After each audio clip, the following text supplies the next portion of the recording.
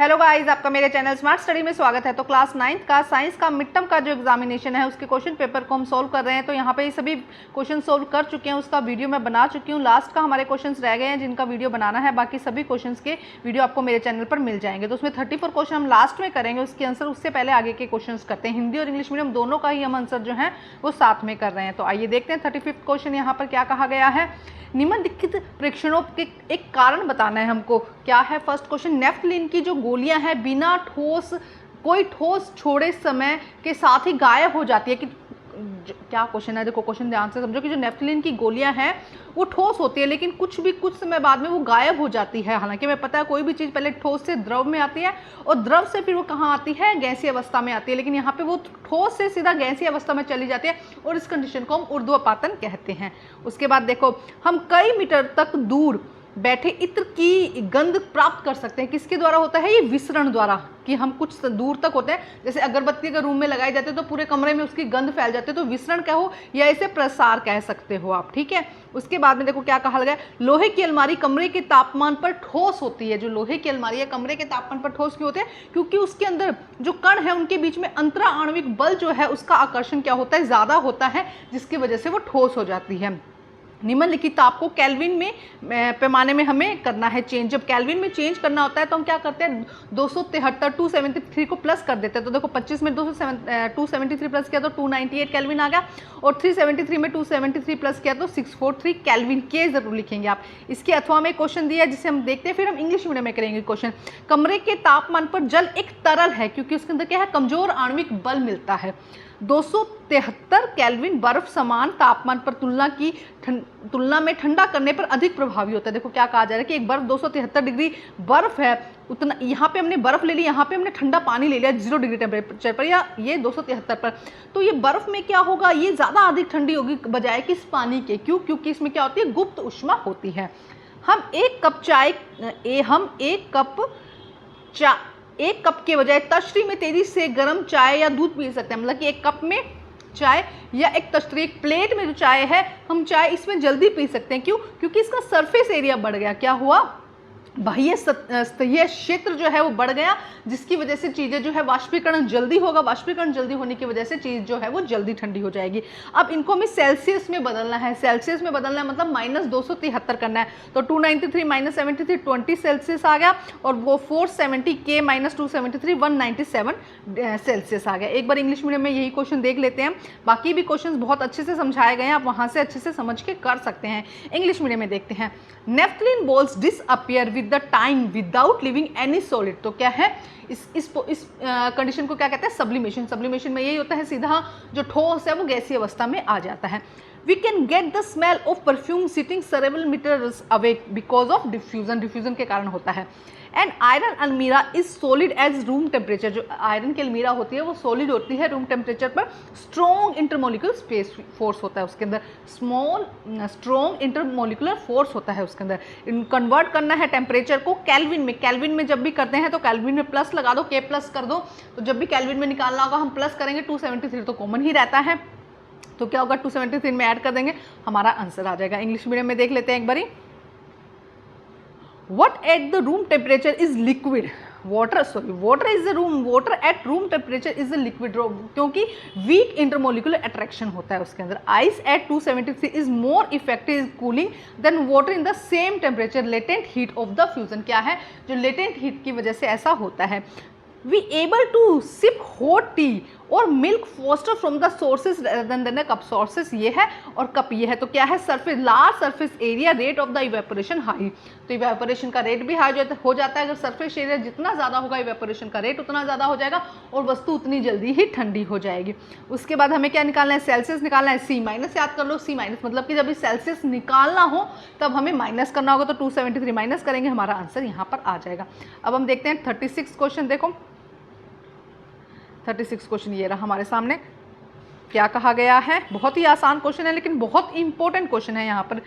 दो ऐसी संरचनाओं के नाम लिखिए जो जंतु कोशिका में तो पाई जाती है लेकिन पादप कोशिका में नहीं पाई जाती। तो ऐसी कोशिका जो जंतु कोशिका में, तो क्या हो जाएगा यहाँ पे अगर हम बात करते हैं तो सेंट्रियोल हो जाएगा, और यहाँ पर क्या हो जाएगा, हम बात करते हैं यहाँ पर हो जाएगा सेंट्रियोल और सेंट्रोजोम। यहाँ पर क्या हो जाएगा अगर हम बात करते हैं जो जंतु कोशिका में पाई जाती है और पादप कोशिका में नहीं पाई जाती। इंग्लिश मीडियम में देख लेते हैं एक बार, देखो क्या कहा जा रहा है। ये देखो ये रहा, name two structure found in the animal cell and not in plant cell. तो क्या हो जाएगा, सेंट्रियोजोम और लाइजोजोम। क्या हो जाएगा, सेंट्रोजोम एंड लाइजोजोम, जो दोनों ही एनिमल सेल में पाई जाती है, प्लांट सेल में नहीं पाई जाती। उसके बाद में what would happen to a cell life if does not have any Golgi operator. अगर सेल के पास में गोल्जी ऑपरेटर नहीं होता तो सेल का क्या होता। तो देखो सेल प्रोटीन और लिपिड नहीं बना पाती। जब प्रोटीन और लिपिड नहीं बना पाएगी तो सेल सर्वाइव ही नहीं कर पाएगी, सेल जिंदा ही नहीं रह पाएगी। If you are the provide with some vegetable to cook, you generally add salt into the vegetable. After adding salt vegetable release water why. देखो क्या कह रहा है कि जब भी हम वेजिटेबल्स बनाते हैं, सब्जियां बनाते हैं, तो हम क्या करते हैं, उसके अंदर सॉल्ट को ऐड करते हैं। जब भी सॉल्ट को ऐड करते हैं तो सॉल्ट जो है अपना वाटर क्या कर देता है, वेजिटेबल्स क्या करते हैं, अपना वाटर को रिलीज कर देती है। ऐसा क्यों होता है, क्योंकि इसे एक्सोमोसिस कहते हैं। इसे क्या कहा जाता है, एक्सोऑस्मोसिस। एक्सोऑस्मोसिस में क्या होता है, वाटर जो है वो बाहर निकलता है, तो जिससे वेजिटेबल्स में जो वाटर है वो बाहर निकलेगा। जब वाटर बाहर निकलता है तो चीज़ क्या हो जाएगी, सॉफ्ट हो जाएगी। इसे एक्सोऑस्मोसिस कहेंगे। Name a cell organelles which is not membranous, जिसके पास में कोई मेम्ब्रेन नहीं होती, ऐसे सेल ऑर्गेनेल्स का नाम बताना है। तो राइबोसोम हो जाएगा, सेंट्रियोल हो जाएगा। What is the membrane biogenesis, how plasma membrane form in during this process. ये हम समझते हैं अभी। How is bacterial cell differ from the onion peel cell. इन दोनों क्वेश्चन को भी हम साथ में समझेंगे। पहले हिंदी मीडियम में देख लेते हैं क्वेश्चन ये सभी। देखो क्या कहा जा रहा है, ऐसी दो संरचनाओं के नाम लिखिए जो जंतु कोशिका में पाई जाती है लेकिन पादप कोशिका में नहीं। तो लाइजोसोम और सेंट्रोसोम। एक कोशिका में जीवन क्या होगा यदि उसके पास में गोल्गी उपकरण नहीं होगा। तो ना तो प्रोटीन बनेगा ना ही लिपिड बनेगा, और फाइनली जब प्रोटीन और लिपिड नहीं बनेंगे तो कोशिका सर्वाइव नहीं कर पाएगी।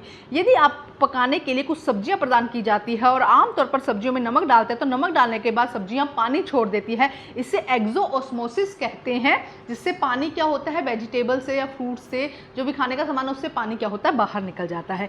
एक कोशिका अंग का नाम बताइए जिसमें झिल्ली नहीं होती है। तो सभी क्या होते हैं, मेम्ब्रेनस बाउंड होते हैं, लेकिन कौन किसमें, सेंट्रियोल में और राइबोसोम में क्या नहीं होता है, झिल्ली नहीं होती है। झिल्ली जैवात जनन क्या है, इस प्रक्रिया के दौरान प्लाज्मा झिल्ली कैसे बनती है। बैक्टीरिया प्लाज्मा के झिल्के से कैसे अलग है। बैक्टीरिया जो सेल है वो प्लाज्मा के जो प्याज के जो झिल्ली है या प्याज की जो सेल है उससे किस तरीके से अलग है। तो देखते हैं इनके आंसर हम। तो देखते हैं इसके आंसर। देखो पहले में क्या कहा गया है, membrane biogenesis the process biological membrane formation, जिसके अंदर क्या है, सेल की बायोलॉजिकल मेम्ब्रेन फॉर्मेशन होती है। It occur through the synthesis of cell membrane using protein and lipid. Cell क्या करती है, प्रोटीन और लिपिड की मदद से क्या करती है, सेल मेम्ब्रेन को बनाता है। इसे हम मेम्ब्रेन बायोजेनेसिस कहते हैं। हिंदी मीडियम में भी देख लीजिएगा आप यहीं पे। उसके बाद बैक्टीरियल सेल और अनियन पील सेल में पूछा था कि क्या डिफरेंस है। तो अनियन जो बैक्टीरियल सेल है वो प्रिमिटिव सेल है, इसे प्रोकैरियोटिक सेल कहा जाता है। They do not possess membrane bound organelle like mitochondria, lysosome. उनके पास में माइटोकॉन्ड्रिया, लाइजोसोम नहीं होते। They also do not have well defined membrane bound nucleus. उनके पास में जो न्यूक्लियस है वो भी मेम्ब्रेन बाउंडेड नहीं होता है। Onion peel cell is a eukaryotic cell. जो अनियन की सेल होती है वो यूकैरियोटिक सेल होती है। वेल डिफाइंड मेम्ब्रेन मिलता है, उसके अंदर न्यूक्लियस भी वेल डिफाइन होता है। मेम्ब्रेन ऑर्गेनेल्स, माइटोकॉन्ड्रिया, वैक्यूल ये भी प्रेजेंट होते हैं। तो अच्छे से याद कर लो क्या है। सिंप्लीफाई करके अगर मैं बताऊं तो ये क्वेश्चन है प्रोकैरियोट और यूकैरियोट में क्या डिफरेंस है। तो प्रोकैरियोटिक कैसी होती है, प्रिमिटिव सेल होती है, और इनको प्रोकैरियोटिक सेल कहते हैं। ये तो उनमें वेल डिफाइंड न्यूक्लियस नहीं मिलता है, जबकि यूकैरियोट में वेल डिफाइंड न्यूक्लियर मेम्ब्रेन मिलती है। अच्छा, इसके अंदर मेम्ब्रेन बाउंडेड जो ऑर्गेनेल्स हैं जैसे माइटोकॉन्ड्रिया, लाइसोसोम, प्रोकैरियोट में नहीं पाए जाते, जबकि यूकैरियोट में पाए जाते हैं। तो ये आंसर आप इसके अंदर लिख सकते थे। नेक्स्ट देखते हैं। उसके बाद सेक्शन ई है जिसमें एक पैराग्राफ दिया है और उसी से रिलेटेड क्वेश्चन है। तो पैराग्राफ को रीड करेंगे, उसके बाद में आंसर्स को समझेंगे। The particle in liquid are arranged in a random way, are close together, touching many way of their neighboring. There are some gaps, but liquid cannot usually be compressed. The particle in gas have enough energy to overcome the force of attraction between the particles, so free move of any direction. They have to quickly to straight line and calling the each other and volume the container. यहाँ पे English इसको पढ़ लेते हैं एक बार। हम यहाँ पे होगा, एक सेकेंड। ये देखो यहाँ पे एक बार पढ़ लेते हैं क्या कहा जा रहा है। तरल पदार्थों के कणों को यच्छिद्र तरीके से व्यवस्थित किया जाता है। ये कण तरल के अंदर, लिक्विड के अंदर कण एक साथ होते हैं और कई बार आपस में कणों को छूते हैं। इनमें से कुछ स्थान गैप रहता है, लेकिन तरल पदार्थ आमतौर पर संपीड़ित नहीं किए जा सकते। जो लिक्विड है उनको संपीड़ित नहीं किया जाता क्योंकि कण थोड़े पास पास में होते हैं, लेकिन ठोस के तो बिल्कुल पास में होते हैं, गैस के थोड़े से दूर है। गैस के कणों के मध्य आकर्षण बल पार करने के लिए पर्याप्त ऊर्जा होती है, इसीलिए वे एक दिशा में जाने के बजाय स्वतंत्र रहते हैं, सीधी रेखा में तेजी से आगे बढ़ते हैं और एक दूसरे से और उनके बर्तन की दीवारों से टकराते रहते हैं। वो आपस में भी और बर्तन की दीवारों से भी क्या करते रहते हैं, टकराते रहते हैं। अब प्रश्न देखते हैं कि क्या क्वेश्चन पूछे गए हैं। क्या होता है जो फुलाए हुए हवा के गुब्बारे को पिन से चुभोया जाता है? इस प्रेक्षण द्वारा गैसीय अवस्था के गुण बताइए। विसरण, प्रसार होता है एकदम से, जैसे गुब्बारे में हम गुब्बारे के अंदर अगर पिन डालते हैं तो गुब्बारा फट जाता है। क्यों फट जाता है? क्योंकि हवा का क्या होता है, प्रसार होता है, विसरण होता है। यदि ताप में वृद्धि की जाए तो विसरण की दर में क्या होगा? अगर ताप बढ़ाएंगे तो विसरण की दर में भी क्या हो जाएगी, वृद्धि हो जाएगी, इंक्रीज हो जाएगा। बर्फ ठोस होती है लेकिन पानी पर तैरती है, क्यों? क्योंकि बर्फ का जो घनत्व है वो कम होता है, जिसकी वजह से वो पानी के ऊपर तैरती है। परासरण और प्रसार के बीच कोई दो अंतर बताइए। अभी बताते हैं, पहले इंग्लिश मीडियम में देख लेते हैं इन क्वेश्चन को। ये रहा। What happened when an inflated air balloon is pricked in a peak? Name the property of gas table exhibited by the observation. Diffusion. What happened to the rate of diffusion if the temperature is increased? अगर temperature को increase करेंगे तो rate of diffusion भी क्या हो जाएगा, increase हो जाएगा। Ice is solid but it float on water. Water के ऊपर फ्लोट क्यों करता है? Less density. इसकी ओर में दिया गया। Give any two differentiation between osmosis and diffusion. तो देखिए क्या डिफरेंस है। It move water and other solvent from less concentration to more concentration. Osmosis में क्या होता है, वाटर क्या करता है, लेस कंसंट्रेशन से मोर कंसंट्रेशन की तरफ जाता है। इट मूव मोलिक्यूल, इसके अंदर मोलिक्यूल्स क्या होते हैं, higher concentration to lower concentration पे जाते हैं। ध्यान से देखो, थोड़ा सा ये डेफिनेशन को समझना जरूरी है। ऑस्मोसिस, परासरण में क्या होता है, पानी के जो मोलिक्यूल हैं वो लेस जहाँ पे कम होगा पानी, कम से जहाँ पे water, it move water and other solvent from less concentration to more concentration. जहाँ पे ज़्यादा कंसंट्रेशन होगा, वहाँ जहाँ पानी ज़्यादा होगा वहाँ से कम की तरफ जाएगा। मतलब ध्यान से समझो कि अगर पानी कम है, ध्यान से इसमें जो बात अभी बता रही हूँ उसको ध्यान से समझो। पानी अगर किसी के अंदर कम है तो वो ज़्यादा सांद्रित हो गया ना, ज़्यादा कंसंट्रेटेड हो गया, तो less concentrated to more concentrated हो जाएगा। उसके बाद ये डिफ्यूजन तो आसान है कि higher concentration to lower concentration. One way process होता है, ये टू वे प्रोसेस हो सकता है। Required some semi permeable membrane की जरूरत होती है इसके अंदर, does not require any semi permeable. ध्यान से समझा।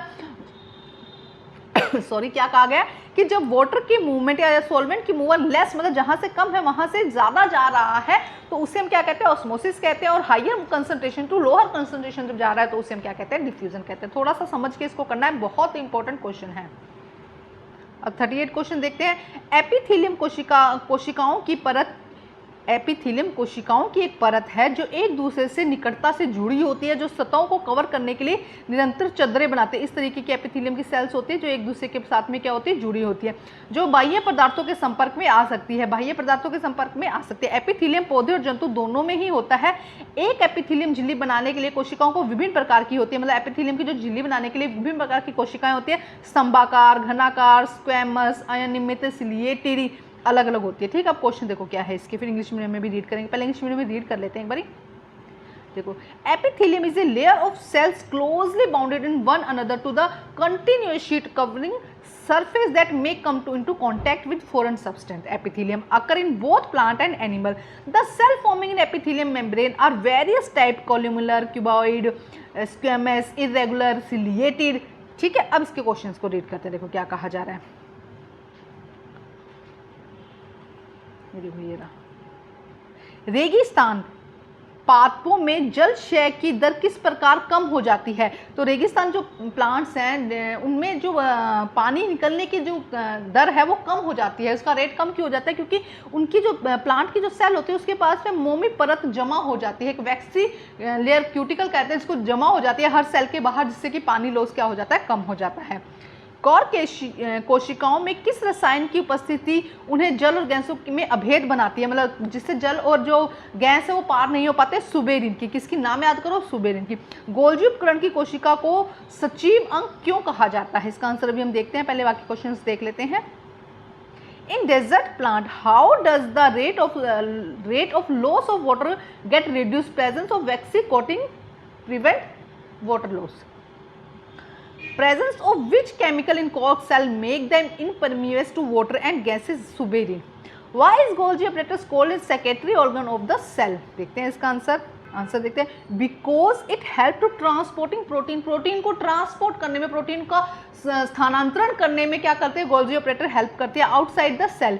It can either transported from the inside to outside within the cell. Reason it is mainly use for the transportation protein of outside the cell. जैसे कि cell है, cell के बाहर भी protein भेजने का काम करते हैं, सेल के अंदर प्रोटीन भेजने का काम करती है। तो इसीलिए क्योंकि प्रोटीन बहुत ज़्यादा ज़रूरी है हमारे लिए, इसीलिए क्या है, प्रोटीन को बाहर भेजना, लेकर आना, इतना इंपॉर्टेंट काम किया जाता है, इसीलिए इसे सेक्रेटरी ऑफ सेल बोला जाता है। अच्छा, इसके बाद एक क्वेश्चन है इसका, write two function of the stomata. जैसे कि लीफ है, लीफ पर क्या होता है? इस तरीके से स्टोमेटा, जैसे कि देखो ये लीफ है, लीफ पर इस तरीके से क्या मिलते हैं? स्टोमेटाज मिलते हैं। तो इसका काम क्या है? एक तो गैसेस एक्सचेंज करना, क्योंकि लीफ क्या बनाती है? खाना बनाती है, तो गैसेस चाहिए होती है, तो गैसेस एक्सचेंज करती है और ट्रांसपिरेशन करती है, वाटर लॉस भी करती है। ठीक है, अब देखो यहाँ से पढ़ लेते हैं एक बार इसको। ये देखो, रंध्र के दो कार्य बताइए। तो गैसों का आदान प्रदान करती है और वाष्पोत्सर्जन करती है। उसके बाद 39 क्वेश्चन देखते हैं क्या कहा गया है। यदि किसी पिंड पर कार्य करने वाले सभी बलों का परिणाम 0 तक होता है तो शरीर पर कार्य करने वाले बलों द्वारा संतुलित रूप से जाना जाता है। आइए संतुलित बलों के कुछ उदाहरण देखते हैं और समझते हैं कि किस प्रकार की पिंड की गति की अवस्था अप्रभावित रहता है। लैंग्वेज थोड़ी सी डिफिकल्ट होती है, अदरवाइज क्वेश्चन ज़्यादा मुश्किल नहीं होते। If the resultant force are the all the force acting on a body, sum up of the force acting on the body are known is the balance force. जितना यहाँ से लगाया उतना ही यहाँ लगा दे balance force. There are some example of balance force and understand how to body state in motion remain unaffected. Question देखते हैं। उस कारक का नाम बताइए जिस पर पिंड का जड़त्व निर्भर करता है। तो द्रव्यमान क्या है? द्रव्यमान पर क्या रहता है? पिंड का जड़त्व निर्भर रहता है। जड़त्व की परिभाषा भी देखते हैं इस क्वेश्चन को।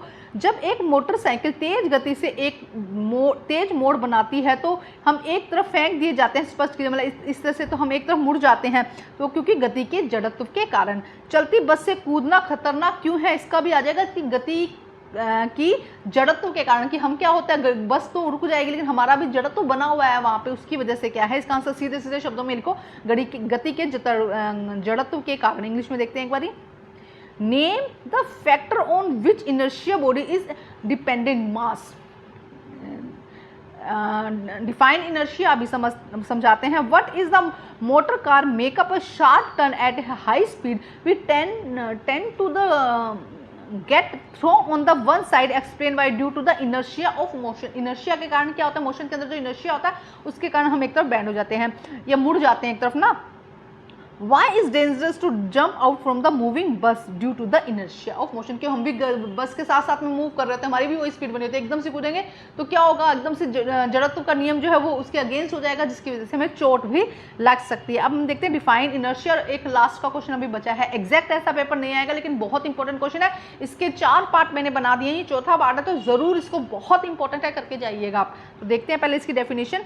तो देख सकते हो क्या है। Property of a matter that resistant any change in the state of rest and uniform motion as a straight line। जब भी चेंज को क्या करता है? रेसिस्टेंट करता है, चेंज का प्रतिरोध करता है, तो उसे हम क्या कहते हैं? चलती हुई वस्तु चलती रहेगी और रुकी हुई वस्तु रुकी हुई रहेगी, विरामावस्था में रहेगी, और चल रही है गतिमान है तो वो गतिशील ही रहेगी। अगर उसमें कुछ विरोध होता है तो उसे हम क्या कहते हैं? जड़त्व कहते हैं। विरोध का क्या करते हैं? रेसिस्टेंस करती है, विरोध का प्रतिरोध करती है वो। तो ये आप आंसर इजी वे में लिख सकते हैं, एनसीईआरटी में आपको डेफिनेशन मिल जाएगी। लास्ट क्वेश्चन करते हैं न्यूमेरिकल हम। अब हम देखते हैं 34 क्वेश्चन लास्ट में। देखो क्या है। एक कार चलने के बाद 10 सेकंड में 54 किलोमीटर की गति को प्राप्त कर लेता है। इसे रोकने में 20 सेकंड लगते हैं। इन स्थितियों में त्वरण और मंदता का अनुपात याद करना है। सेकंड, दूरी और विस्थापन में अंतर स्पष्ट करना है। उसके बाद देखो, एक कार 40 किमी घंटा की गति से चलती है 2 घंटे बाद, और फिर 60 की गति से चलती है 3 घंटे के लिए। तो इसकी औसत गति निकालनी है, तो आसान है क्वेश्चन। उसके बाद में देखो क्या, एक कृत्रिम उपग्रह 42250 किमी त्रिज्या की गोलाकार पक्ष में घूमता है। इसकी गति की गणना कीजिए। पृथ्वी के चारों घूमने में 24 घंटे में कितना टाइम लगेगा? 24 घंटे में घूमने में कितनी दूरी तय कर लेगी, ये हमको बताना है। तो देखो फर्स्ट में अगर हम करते हैं, इनिशियल वेलोसिटी व्यू 0 हो जाएगी, final velocity 54 kilometre per hour हो जाएगी। तो टाइम कितना हो जाएगा 10 सेकेंड, एक्सीलरेशन हमको निकालना है। उसके बाद देखो हम यहाँ पे क्या देखेंगे, ये equation of motion u plus v a t formula put करेंगे। Initial velocity, final velocity, acceleration 20 second होगा, वापस से यही फॉर्मूला लगाएंगे हम। अब हमारा देखो यहाँ पे क्या हो जाएगा, अगर हम बात करते हैं तो टाइम 20 सेकेंड हो जाएगा, इक्वेशन कितना हो जाएगा यहाँ पर, देखो यहाँ पे वापस से वही इक्वेशन लगेगी, 3 बार हमारे साथ में ये लगे। अब एक्सीलरेशन हमारे पास में पहला भी है, दूसरा भी है, तो हमारा आंसर यहाँ से आ जाएगा। थोड़ा सा ध्यान से करेंगे, हो जाएगा। थोड़ा सा न्यूमेरिकल्स में थोड़ा सा दिमाग लगाना पड़ता है, लेकिन हो जाएगा। उसके बाद में नेक्स्ट देखो, डिस्प्लेसमेंट एंड डिस्टेंस में difference, total length of the पथवे, किसी पथ की यहाँ से शुरू हुआ यहाँ तक हुआ, तो ये क्या हो जाएगा, इसका डिस्टेंस हो जाएगा। Shortest distance between the starting to ending point, मानो कोई यहाँ से लेके किसी को यहाँ जाना है, तो ये सारा ध्यान से समझो, एक बार समझ जाओगे तो दिक्कत ही नहीं होगी। देखो डिस्टेंस क्या है, किसी को यहाँ से लेके यहाँ तक जाना है, इस वाले पॉइंट से इस वाले पॉइंट पे जाना है, तो वो यूँ जाएगा और ये जाएगा, तो ये डिस्टेंस हो जाएगा। अब इसका शॉर्टेस्ट वे क्या बन सकता है, ये क्या हो जाएगा, डिस्प्लेसमेंट हो जाएगा। अच्छा अब देखो, अगर मान लो कोई इंसान है, यहाँ पे गया, ये गया और फिर ये आया, तो अब उसका डिस्टेंस कितना हो जाएगा, पहले यहाँ से 20 मान लो, फिर यहाँ से, तो डिस्टेंस कितना हो जाएगा 40, लेकिन वो वापस उसी जगह पे आ गया, तो डिस्प्लेसमेंट क्या हो जाएगा, 0 हो जाएगा। It give complete information about the path, does not give complete information, नहीं देता। अगर वापस ही आ गया तो बताएगा नहीं, भी 0 बताएगा, इसका मतलब कि टाइम तो लगा है ना, लेकिन it have only positive, it 0 positive and negative भी हो सकता है। तो आसान है, हिंदी मीडियम में भी आप समझ ही गए होंगे। तो नेक्स्ट क्वेश्चन था, उसको देख लेते हैं। Speed minus distance divided by travel, तो डिस्टेंस हमें निकालना है 2 × 40 + 60 फॉर्मूला लगाएंगे। देखो क्योंकि हमें क्या निकालना है, एवरेज स्पीड निकालनी है, तो ये टाइम निकाल लिया, टोटल टाइम कितना है, टोटल डिस्टेंस निकाल लिया कितना है, टाइम निकाल लिया, डिवाइडेड बाय कर दिया। सेकंड क्वेश्चन देखते हैं। इसी सेकंड क्वेश्चन में देखो, we know that for any body total distance cover in equal the circumferences in circular pathway, circular pathway है, सर्कमफ्रेंसेस ऑफ द ट्रैक कितना हो जाएगा, 2πr होता है, 2 पाई, और ये आर की वैल्यू लगा दी, इतना हो जाएगा। तो डिस्टेंस इक्वल क्या है, स्पीड टाइम डिवाइडेड बाय 24 कर देंगे, क्योंकि उसने कहा था 24 में, तो इतना कवर हो जाएगा। ध्यान से करना है, आसान है। आपको सभी सब्जेक्ट के क्वेश्चन पेपर मेरे चैनल पर मिल जाएंगे, सभी क्लासेस के मिल जाएंगे, तो शेयर कर दीजिए अपने फ्रेंड्स में। Thank you guys.